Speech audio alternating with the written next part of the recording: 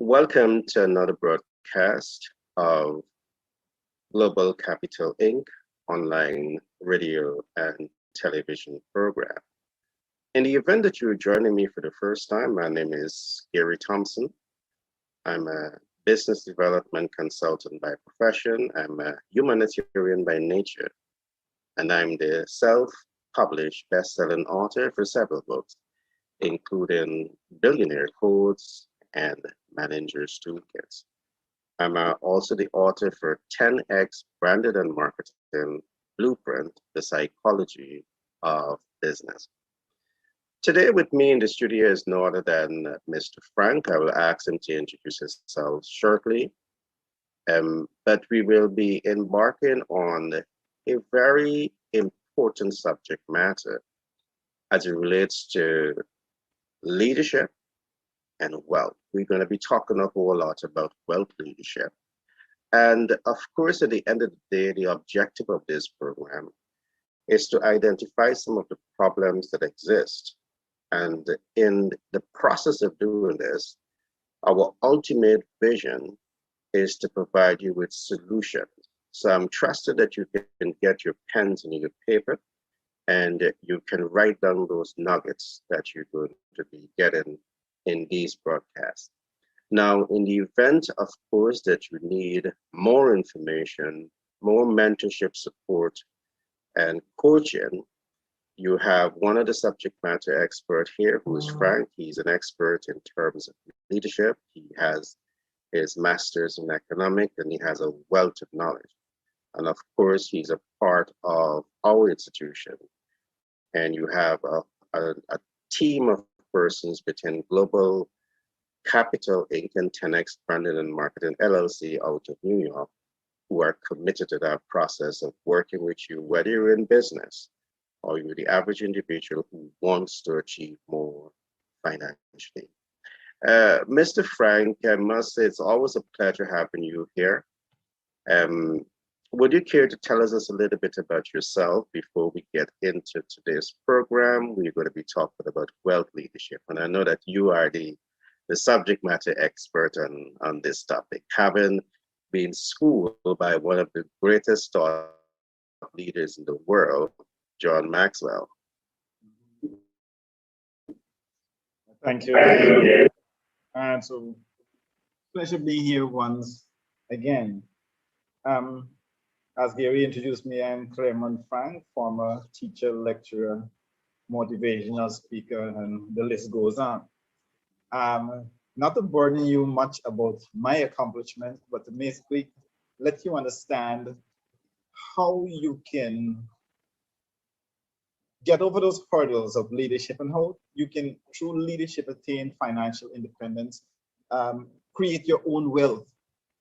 Because the thing about it, today, what we found in society is that most persons tend to want to just finish school, of course, educate themselves, finish school, and then move on to a government job or to work with someone.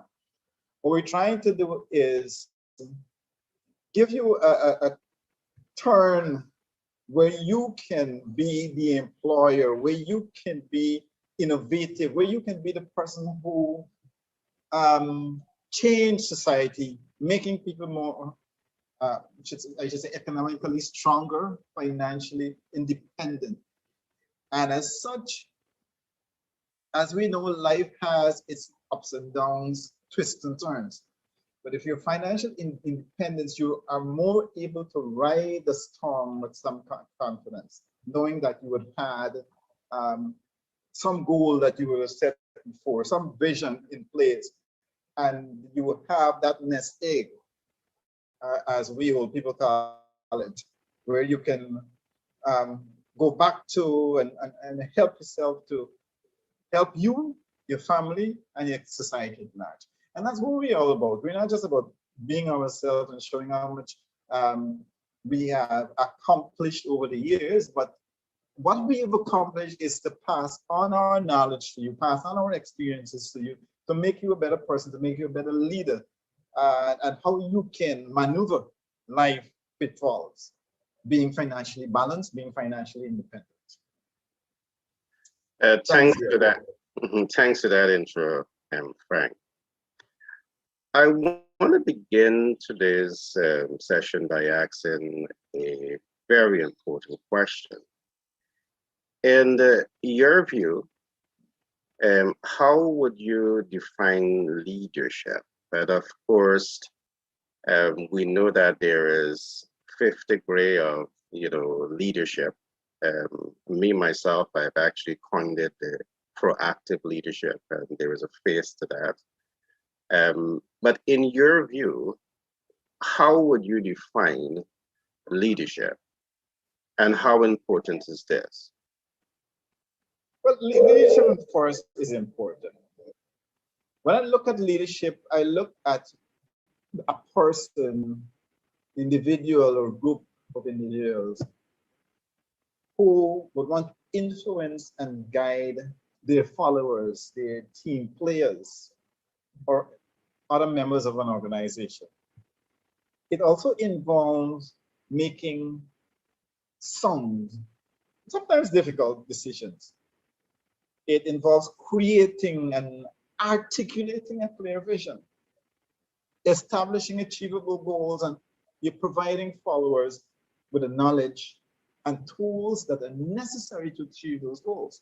Now, when we look in our society today, especially in most institutions, this form of leadership is sadly lacking because everybody believes that being a leader is being the manager, being the CEO, or something like that. You must be in that sphere where people will see and recognize you, where you can more or less intimidate your subordinates.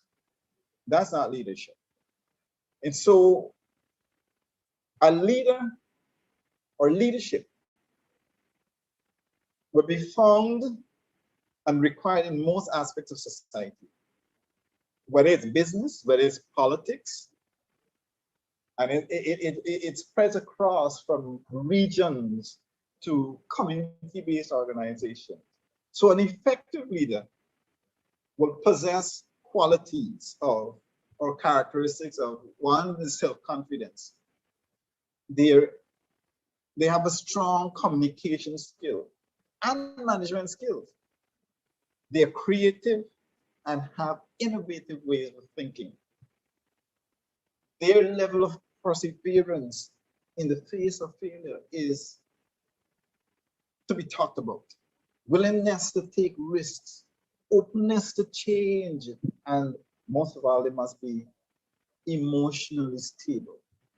In other words, they must have a level-headedness and be able to be reactive in times of crisis. And so, in a nutshell, when we talk about a leader or define a leader, it's basically what I would say that group or individual persons were able to influence and guide followers.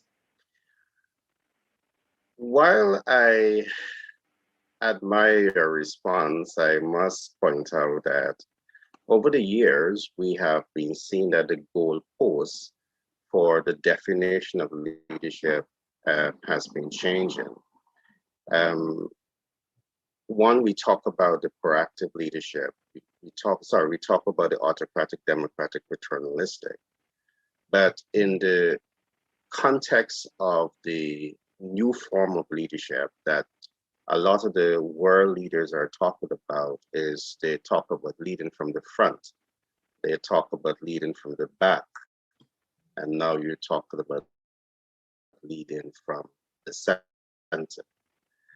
Um, do you think that this form of leadership, dependent on where you are, you might in meaning that you might be in a developing economy, a middle income economy, or a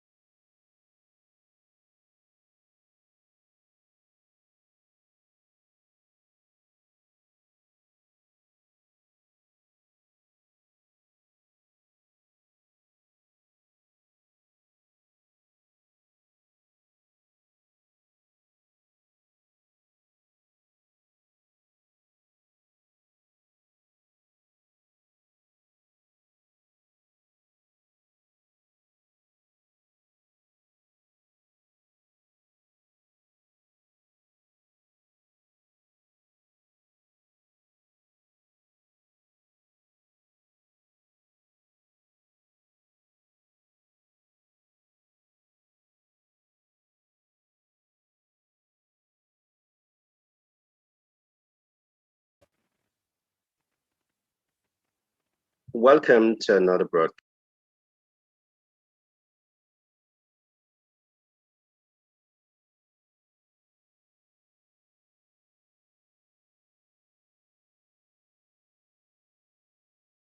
To achieve those goals.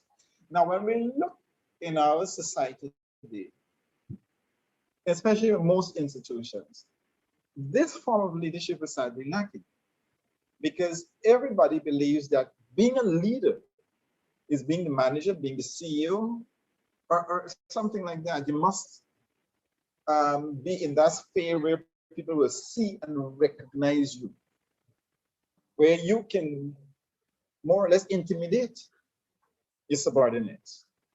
That's not leadership. And so a leader or leadership will be found and required in most aspects of society, whether it's business, whether it's politics, and it spreads across from regions to community-based organizations. So an effective leader will possess qualities of or characteristics of one is self-confidence. They have a strong communication skill and management skills. They're creative and have innovative ways of thinking. Their level of perseverance in the face of failure is to be talked about. Willingness to take risks, openness to change, and most of all, they must be emotionally stable. In other words, they must have a level-headedness and be able to be reactive in times of crisis. And so in a nutshell, when we talk about a leader or define a leader, it's basically what I would say that group or individual persons were able to influence and guide followers. While I admire your response, I must point out that over the years, we have been seeing that the goalposts for the definition of leadership has been changing. One, we talk about the proactive leadership. We talk about the autocratic, democratic, paternalistic. But in the context of the new form of leadership that a lot of the world leaders are talking about is they talk about leading from the front. They talk about leading from the back. And now you're talking about leading from the center.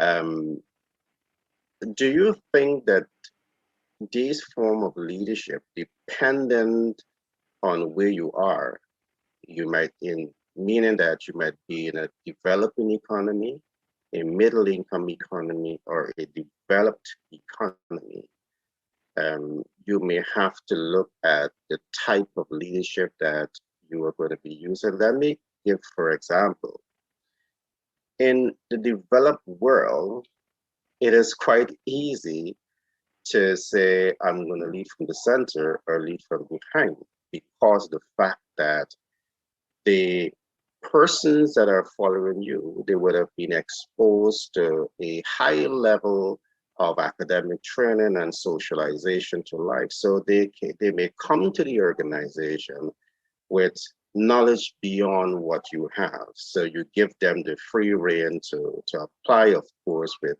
acclimatization to understand your corporate culture. In developing a middle income economy, where you may not have that form of academic content, where you are training persons to become the proactive leaders, the global thinkers, the social actors, and the transformational leaders, it may be somewhat difficult to put the entire organizational vision into their hands and you lead from the back. Because of course, you have mentioned a lot of things, because they themselves would have to be a leader and you're expecting them to portray the attributes of that leader. You want them to be able to communicate with people, where they're going to be able to get, followers. You want them to be able to influence people, which is critical to the leading process. You want them to demonstrate vision, and all of those essential attributes that you have talked about. You want them to demonstrate management skills. But in many cases,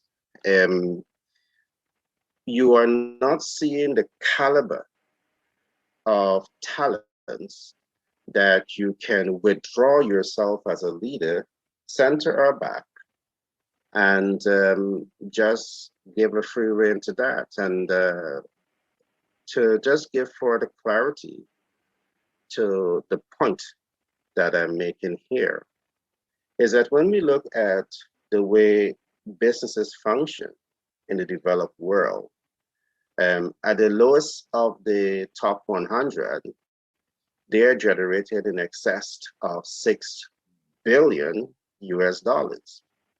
And at the highest level, within developed and developing and middle income economy, the corporate leadership are not even generating $1 billion US dollars.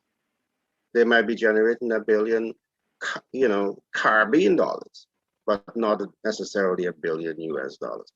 So how do we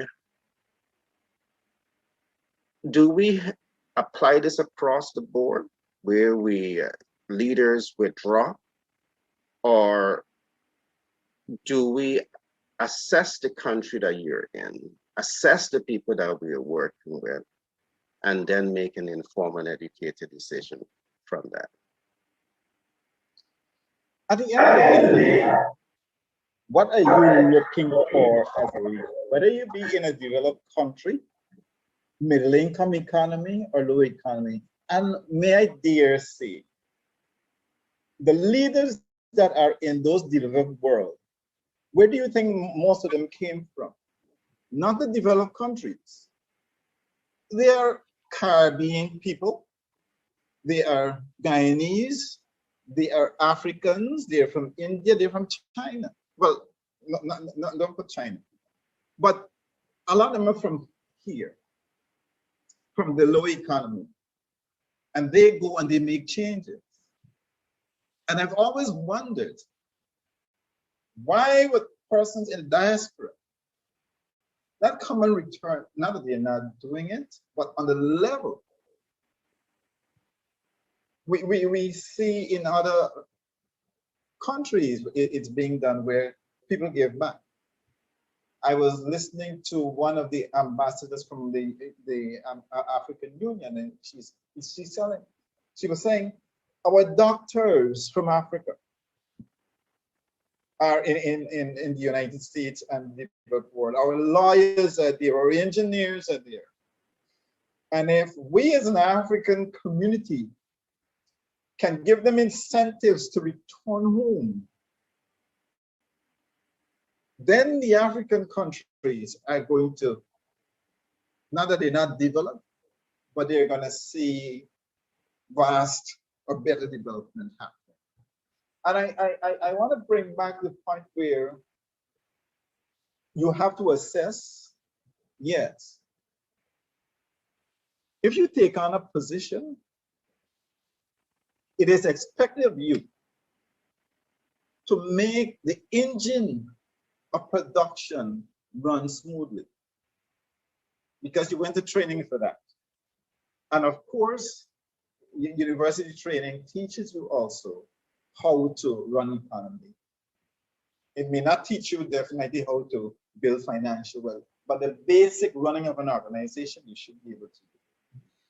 If you come back to the organization as a manager or as a CEO and you're not making progress, then you're not being innovative. You're not thinking out of the box. You're placed there to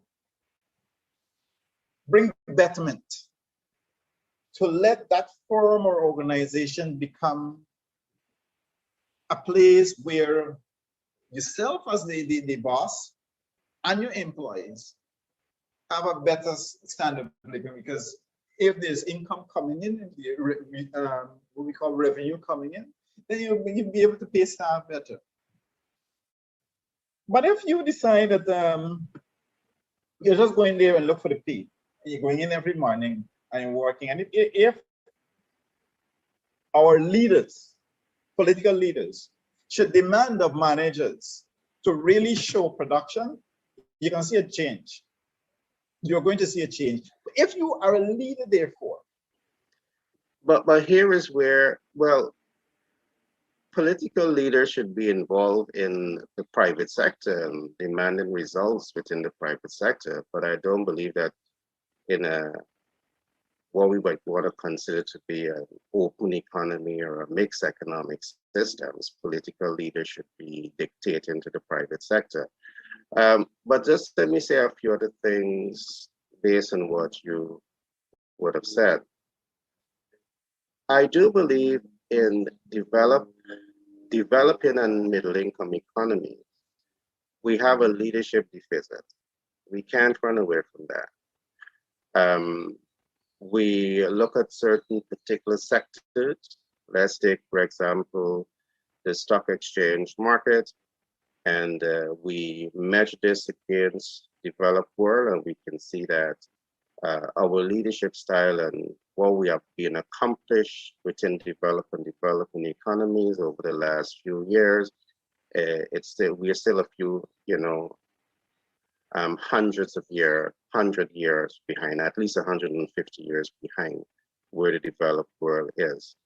I say this based on facts also. I mean, today we have over 1 billion shares that changes hands on the New York Stock Exchange market. You make that comparative analysis and we can look at leadership. I want to just go in here just a little bit more. And I want us to make this assessment largely based on the fact that the developed world, and of course, the way we are seeing this is that leadership and influence come from the developed world and it comes down, which is not just a bad thing, but it becomes a point for concern when we are seeing that type of influence and leadership is years in front of you, and it does not necessarily take into consideration some of the leadership gaps that we have. And while I want to embrace leading from the middle and leading from the back, I do believe that a critical part of leadership, and as you would notice, Frank, we grew up hearing this also, lead by example, lead by example. And I do believe that that exemplary approach to leadership is necessary, particularly when you're trying to nurture a particular way of thinking. So I do believe that as we talk about a leadership gap in the developed world, while it's not where it ought to be, the leadership techniques, the research is showing all of that, we are still seeing that in terms of human resource development, human research application, human research articulation of certain facts, that most of the things that you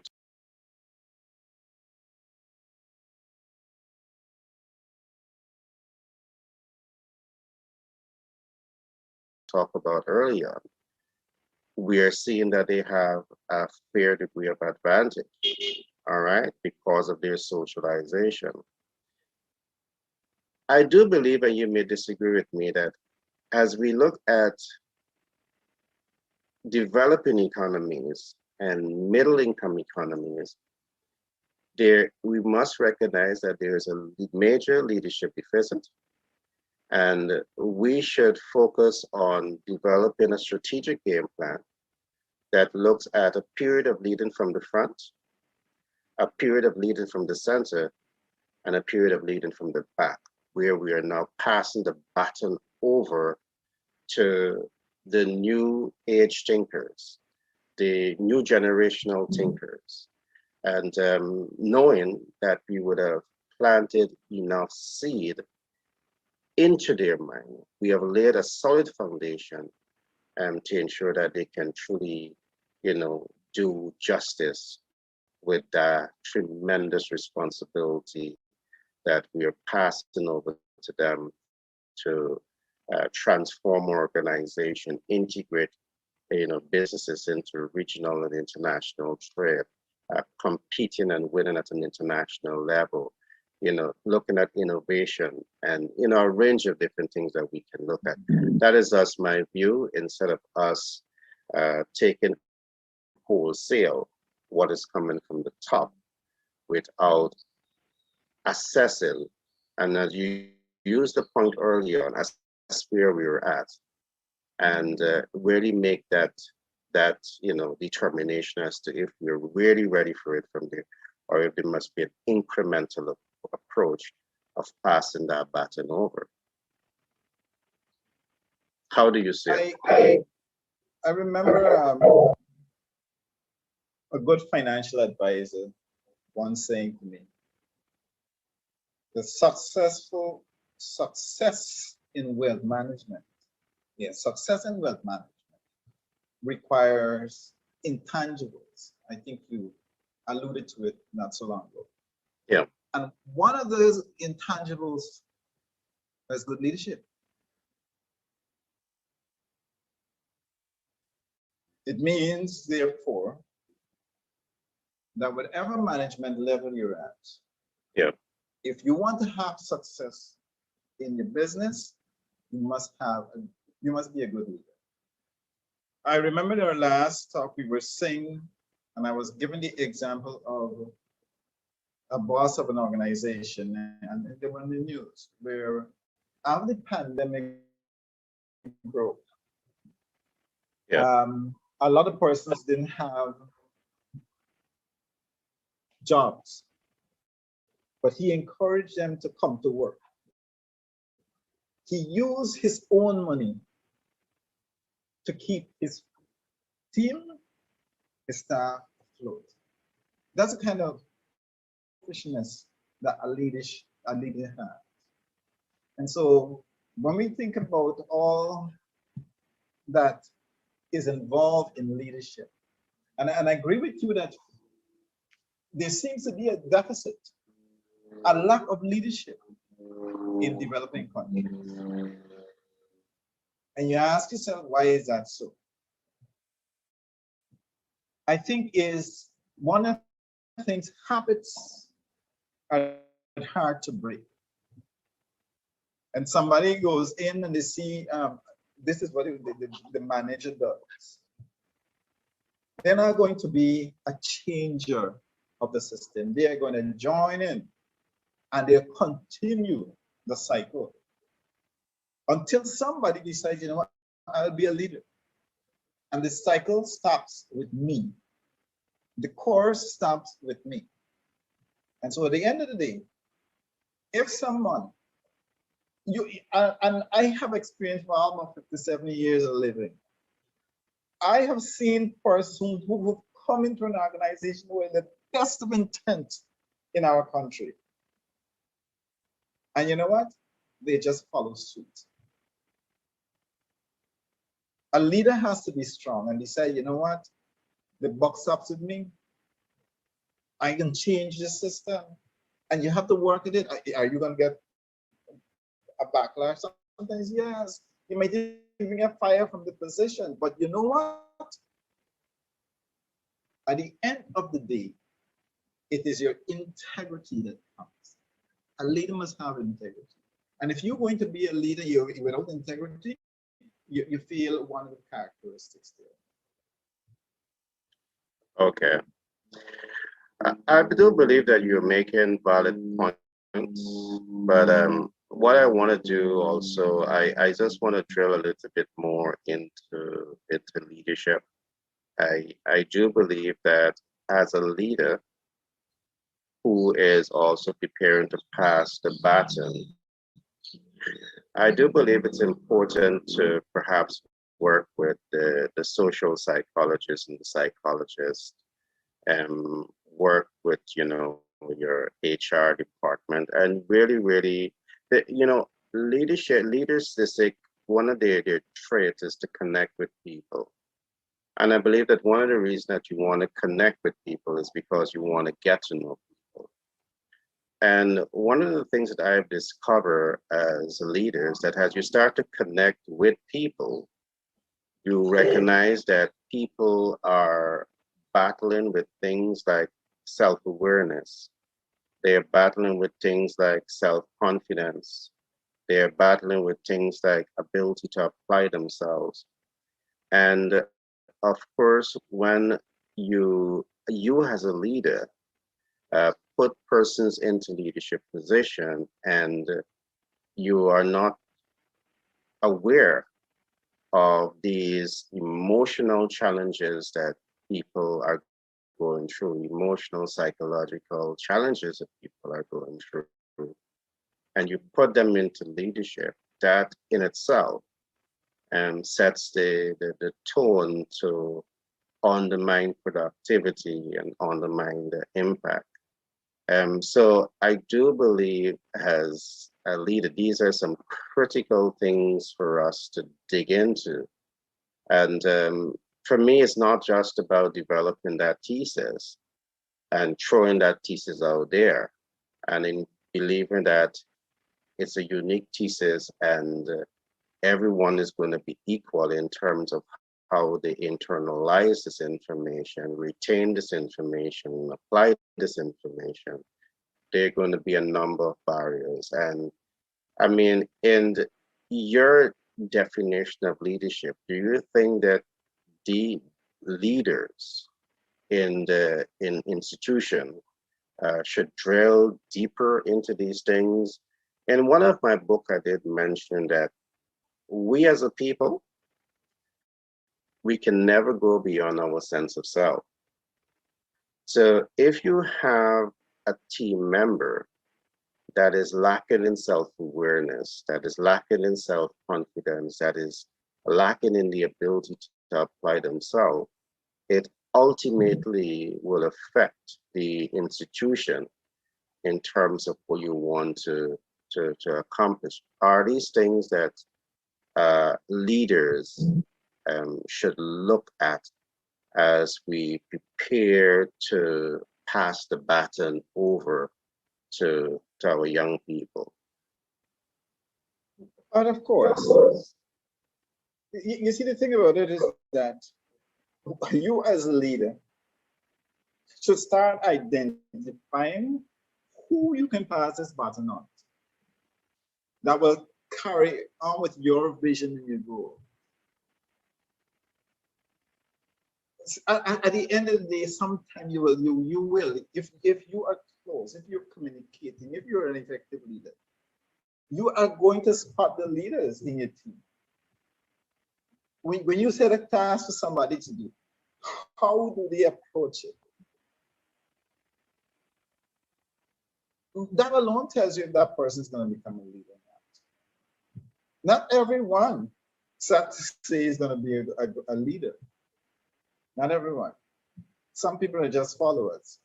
Yeah, you're right. And I do believe it's a common reality, perhaps too common, in the developing and middle income economies, that many leaders of institutions, when you appoint persons to the organization to put them into leadership position, sometimes, what you get is far from what you would have expected, based on the fact that it would have been into training. And I'm happy that you would have also mentioned early on that uh, institutions provide institutional training and socialization so as to help in the development and the holistic development of the individual. But something else for us to recognize as we speak of leadership and passing that baton and transforming that body of information is that again, in the developed world, the way persons are socialized into learning is not based on the theory only. All right. It might be 40% theory and it may be 60% of the practical experience. So, of course, that candidate ability to internalize the theory, relate to the practical, it allows them to be more able and competent to not only intellectualize the process, but also to apply themselves in the entire process.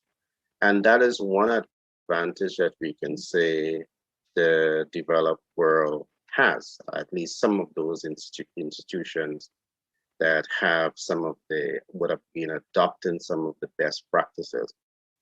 And as we begin to look at uh, defining what is leadership and adopting those qualities, I do believe that these are things that we need to recognize, because I think in most cases, as we come top down, what tends to happen, we bring the theory, all right? Um, and not necessarily the practical. And what you find happens is that the theory alone stagnates the, the learning curve, the learning process, the ability to apply yourself. You have been a lecturer for many years. Would have had some experience in lecturing at a private university, and these are things that we can relate to. All right. So I do believe as we set the platform to ensure that we as leaders are creating that platform for leadership, we need to amplify not only the conversation, but we need to create the social space where persons are not only mastering the theory, but they're also able to master the practical, which I believe uh, gives them that rounded and that holistic development.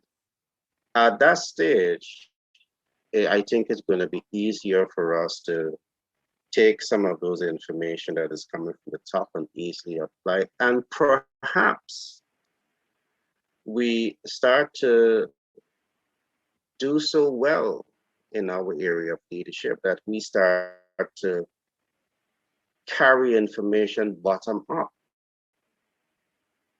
All right, because our people become so good at what they're doing. You mentioned the word habits earlier on. And what I've learned is that habits, healthy habits or bad habit, expands.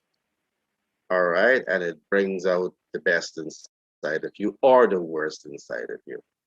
Um, just food for thoughts there, Frank, on the issue of combining the theory with the practical and to help to fast track the learning curve and the leadership process. Yes, it's just a bit unhelpful because it would have showed what leadership can transfer I to know. thing, but another discussion later. I know. All right. All right. I know that for today we really drilling deep into the definition of leadership. Of course, I knew that we had planned to expand the conversation beyond at this point, but I do believe that it still turned out to be a thought-provoking discussion. It has always been. Yeah, and I want to ask you to give us your in your closing remarks to give us your views on the real significance and how you see leadership, the best practice in leadership can affect the personal lives, can affect the organizational, structure and the political structure when you have healthy leadership. And I'm happy that you answered because what I wanted to really say can come out now. Okay. is all about translating to your team. Okay. Translating, what are you translating to your team? Now, I really believe, Gary, that a strong leadership is evidenced by the what we call the everyday actions of a team. Okay. So does your team embody the characteristics of courtesy? Does it embody the characteristics of clear communication? How you communicate from you as a leader to your team? And do you know that this is a much neglected virtue? Because it simply means that people will start like important interactions with hello and end with thank you. But there are many breakdowns in team morale. And this could be avoided if common courtesy was the norm, something that's sadly lacking. You have information flow. How much are you willing to share with your team? Hmm?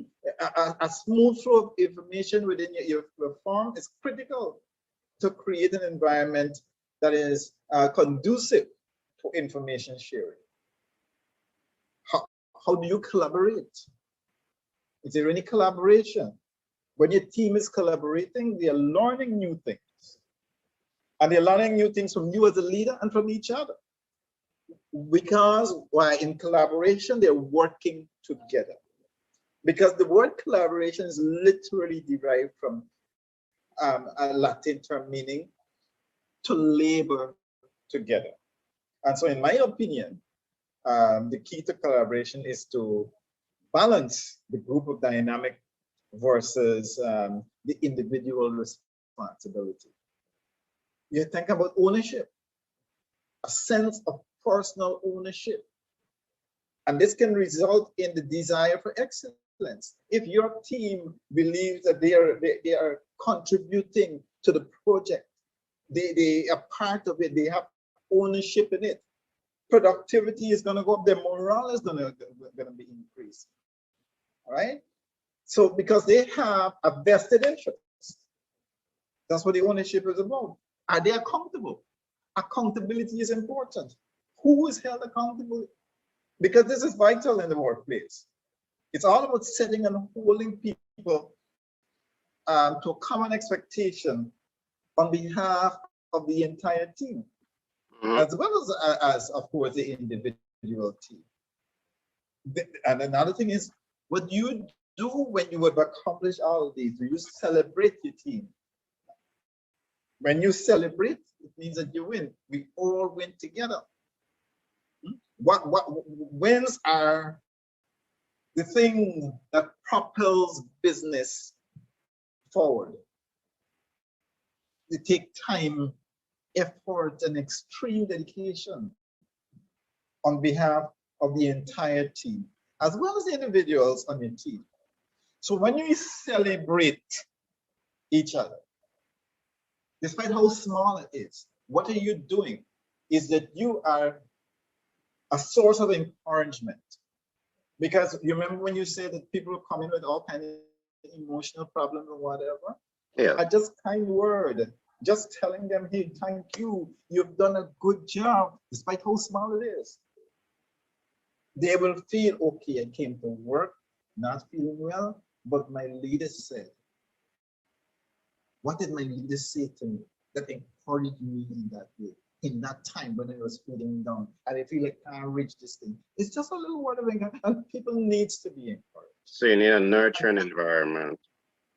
right. And so the thing about it is that if you are a nurturing person and you have that nurturing environment, people are going to gravitate. All right. So for me, I think that these are some of the vital tools that leadership has to have so that you can see the progress, not only in your organization, but you'll see it in your development. All right.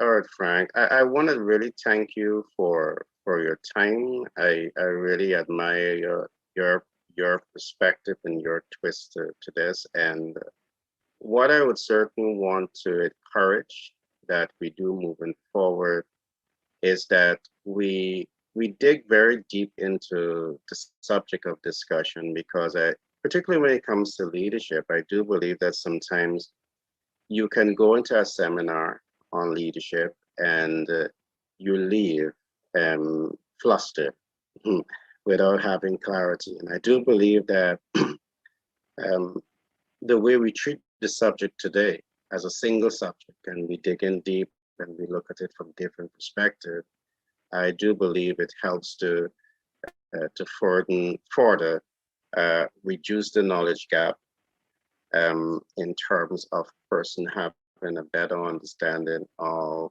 leadership at different level. And I think that I want to continue to pick your wealth of knowledge in leadership, your wealth of knowledge in economics, um, and at the end of the day, as I said, our vision is to really use this platform to really speak to issues that, is not commonly discussed out there, but is real in terms of human resource development and leadership, and ensure that at some point, ensure that we are given some solution and to the problem. And some of the solutions that I heard that you spoke about today, you first of all begin by saying that as a leader, anyone trying to position themselves to be a leader, they must have followers. And you and I know to have followers,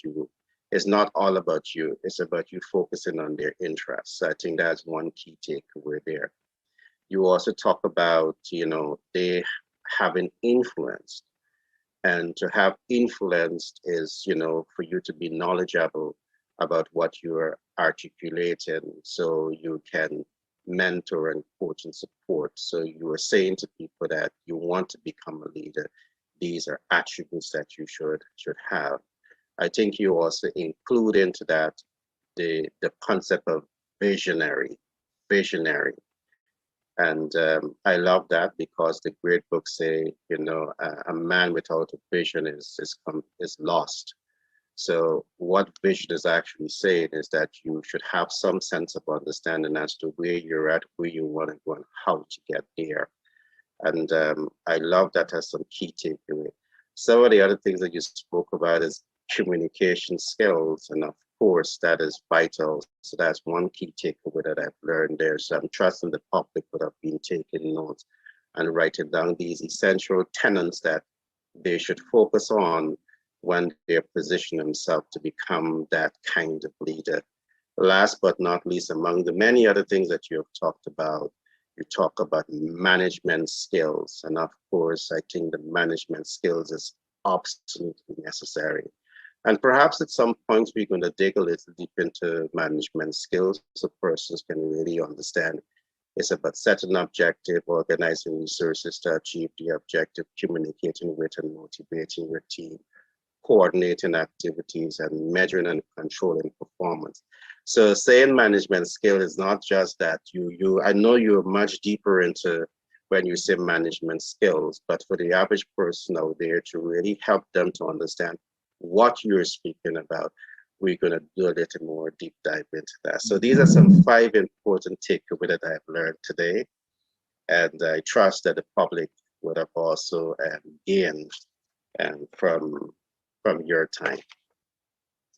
Yes, and one of the things I always say, knowledge is not knowledge until it has been shared. You got it. You got it. And this is the platform where we're going to be sharing, empowered, and trying to make that positive impact on people's lives. All right, Mr. All right. Frank, thanks again for your time, and You're welcome. we do this It's a again. pleasure. All right. All the best. All the best.